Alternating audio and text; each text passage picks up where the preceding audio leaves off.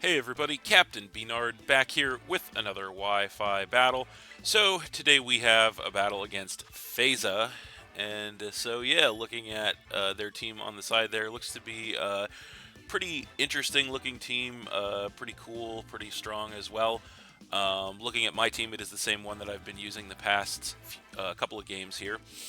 So yeah, what do I want to lead with in this one?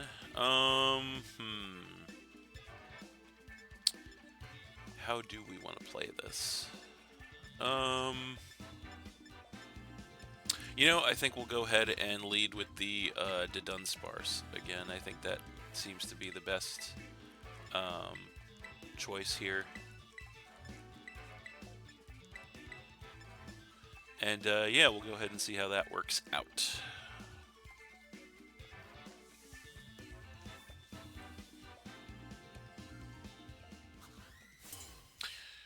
All right. So, it looks like they are going to go ahead and lead with the Dragonite as we led with the Dunsparce. So, that's kind of an interesting matchup for us. So, we have a couple of options here right away. We could go ahead and throw our Stealth Rock up, which I kind of want to do. At the same time, I don't know that I really want this thing to set up, so I kind of am leaning toward just attacking it directly. So I think we're going to just go straight for a Body Slam, actually, instead. Don't want to let this thing set up for free, as of course it is going to go for the Dragon Dance right out of the gate. Going to go ahead and get that +1 attack and speed.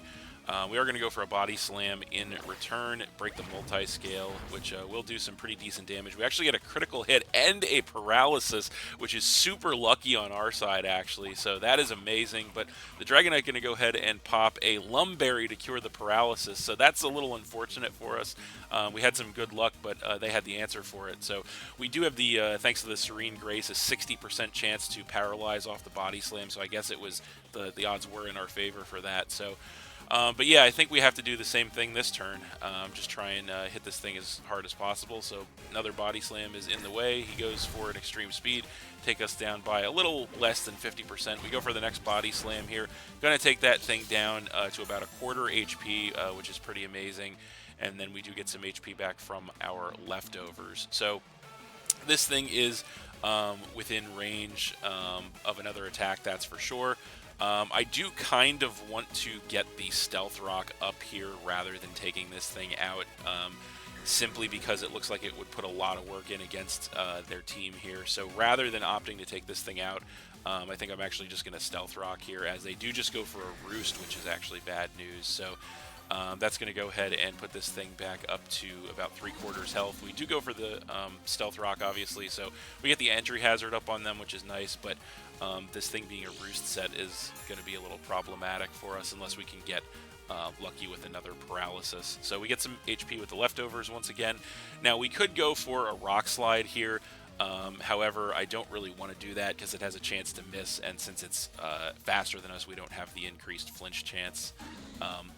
So we're going to go ahead and Body Slam again here, see what this thing wants to do, as it is going to Outrage this time. Okay, can we live that? No, we cannot, unfortunately. So the Outrage does take us out there, knocking us down to 5 Pokemon. So that is a little unfortunate. The only good thing about that is this thing is going to be choice locked into Outrage, or not choice locked, I should say, but it is locked into Outrage due to the mechanic of Outrage.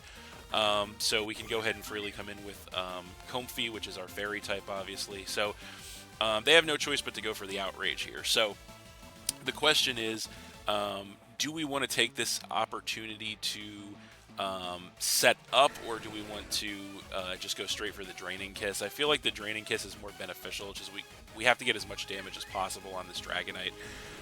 So we're just going to Draining Kiss, as we do have Triage, so it gives priority to the Draining Kiss. Does a lot of damage to the Dragonite, but it does survive with about a quarter HP. Forced to go for the Outrage again, of course, and does not affect us. So I think, if I'm not mistaken, I don't encounter this situation too much, but I believe the fact that the Outrage was no effect on us forces the break of the being locked into the move. So I think now they can actually do whatever they want to do. However, I still think going for Draining Kiss is probably the best move here. If they stay in, it should take them out. If they switch, then the Dragonite might actually go down to the Stealth Rock on the switch in. So we'll Draining Kiss again. They do stay in, and the next Draining Kiss is enough to go ahead and finish that Dragonite off and knock them down to 5 Pokemon, which is pretty nice for us. So we'll see what they want to come in with in response to that. Not terrible position for us to be in at this point here. We do have our Stealth Rock up, which is nice, and it does do a lot of work to their team. So they're going to go ahead and switch in with the Morpeko, which is an interesting one. That thing does not take hazard damage, so it is heavy-duty boots. And so I believe actually this thing can Rapid Spin. So I'm kind of thinking it might want a Rapid Spin. It could Terra out of the Fairy weakness as well. We do actually have the immunity to the Rapid Spin, but at the same time, our Ghost type is weak to Dark. So I'm not 100% sure how I want to play this here. We could alternatively take this opportunity to try and set up a Calm Mind, although it may be a little early for that. But we do have pretty solid coverage, so I'm not sure. I don't really want to let this thing Rapid Spin, though, because those rocks seem pretty valuable. So you know what? I think I am just going to switch into the Skeledirge, because I feel like this thing probably wants to try and Rapid Spin us, because rocks do a lot of work to their team. So we'll go ahead and switch in with the Skeledirge here, in case they go Rapid Spin. And they do go Rapid Spin, so that's pretty amazing. We get the free switch there into Skeledirge, and this thing is going to go ahead and transform into Hangry mode, which I don't think really changes anything about it aside from the aesthetic. So we have a little bit of a choice to make this turn. So we could go ahead, obviously we are weak to the Dark type stab attack from this thing, so we could actually go for a Terra here to lose our weakness to Dark and actually get a resistance.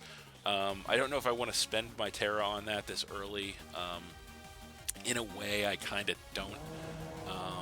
But at the same time, I feel like we might have to. So if we go Terra Fairy, I think a Terra boosted Alluring Voice actually does take them out here. So you know what? Even though I don't like to Terra this early, I think that's probably the optimal play here. So we are just going to go ahead and do that. They do stay in, so we are going to be able to catch them off guard with a Terra Fairy boosted Alluring Voice, most likely, and hopefully take them out with that. So there it is, the Terra Fairy Skeledirge. Pretty standard, but it is very good. So they do go knockoff. Does not much damage to us, but it does get rid of our Throat Spray before it can pop, which is unfortunate.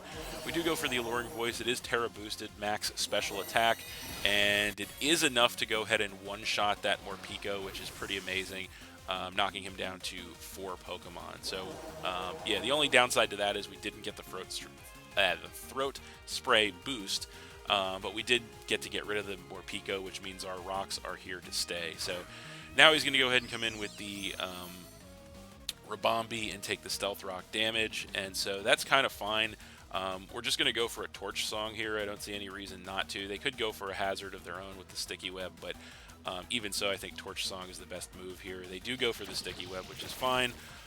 That is going to go ahead and cut the speed of all of our incoming Pokemon, but we are going to go for a Torch Song here against this thing, and it is just going to cleanly take out the Rabombi and knock them down to 3 Pokemon, as well giving us a special attack increase. So looking pretty solid at this point in the match here. Skeledirge is putting in the work against their team, and so we'll see what they might want to do to combat that, as now they are going to come in with the Indeedee. That is Indeedee male, and it is going to take the Stealth Rock damage and get the Psychic Surge to set the Psychic Terrain on the battlefield. So in this situation, I feel like they could easily try to take us out with an attack, obviously, but at the same time we're ahead. We don't really need to make any risky predictions here, so I say we are at +1 with the Torch Song, so we might as well just go for another Torch Song here, see what they want to do.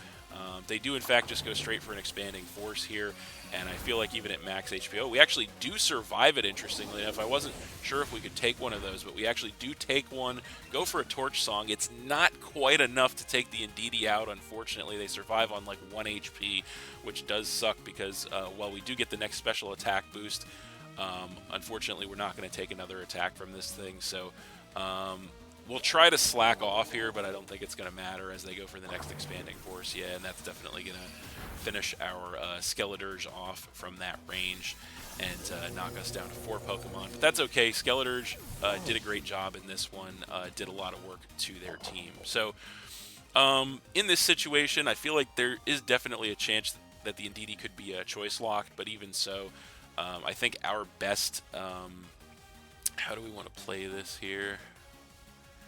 How do we want to play this? I feel like we could come in with... I mean, we have a lot of choices, actually. But I feel like we could come in with Excadrill here, actually. And since this thing only has like 1 HP left, if it is choice locked into expanding force, we definitely, with like a Scarf or something, we definitely survive. Although we do get the speed reduction on the Sticky Web. I almost forgot about that. Do get the Mold Breaker coming into play as well, and I think we just Rapid Spin here. I think that's our best play, so that's what we're going to do.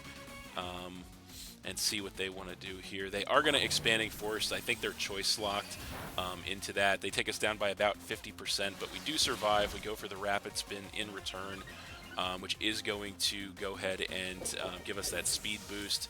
And it is going to as well remove the Sticky Web and knock the Indeedee out, knocking them down to just 2 Pokemon. So that is pretty incredible for us. As now I think we're going to be at neutral speed with the Excadrill, thanks to the fact that we got the Sticky Web speed reduction. So yeah, we will see what they want to do now.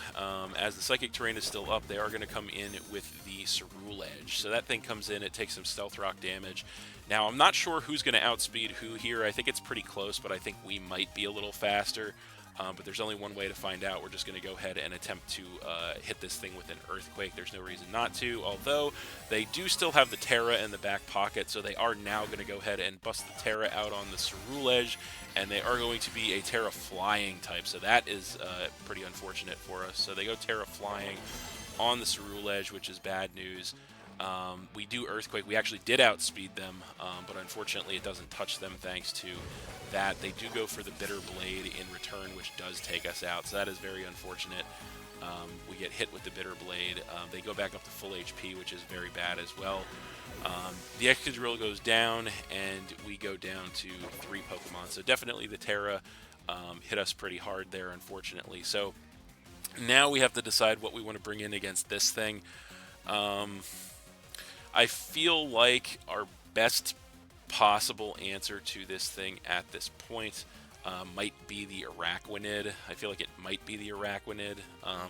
Alternatively, we could come in with the Hydreigon, but I don't think we one-shot that thing with the Hydreigon.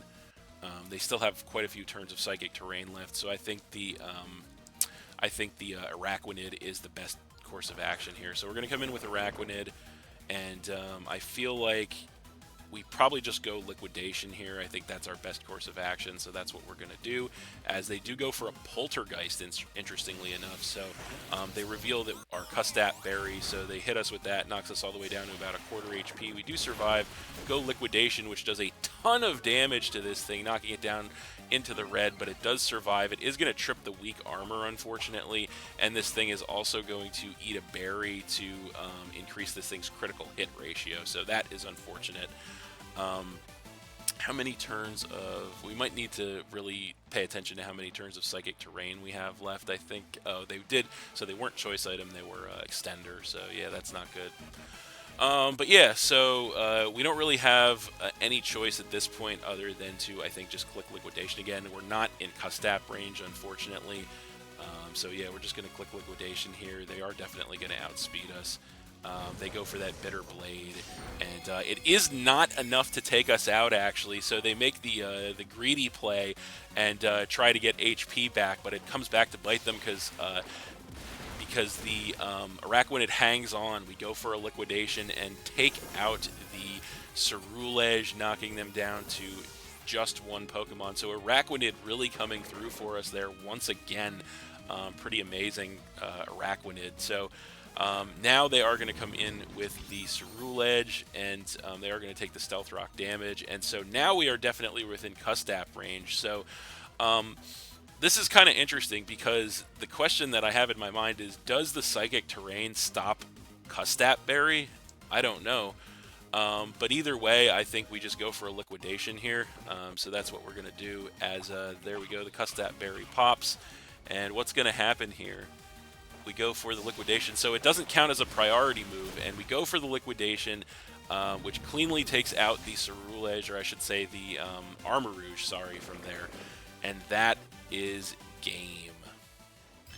So we are going to win that one 3-0 against Faza, but that was actually a really good match, a very fun game, highly competitive, bit of a roller coaster there. But yeah, really, really good match, really fun match. And so yeah, I also learned something about Custat Berry and Psychic Terrain. So, but yeah, that is going to be it for this one. Thanks for watching again, everybody. Hope you all enjoyed. Please hit that like button, leave a comment, and/or subscribe if you did enjoy, and stay tuned for more new battles in the future. So that's it, and we'll see you next time.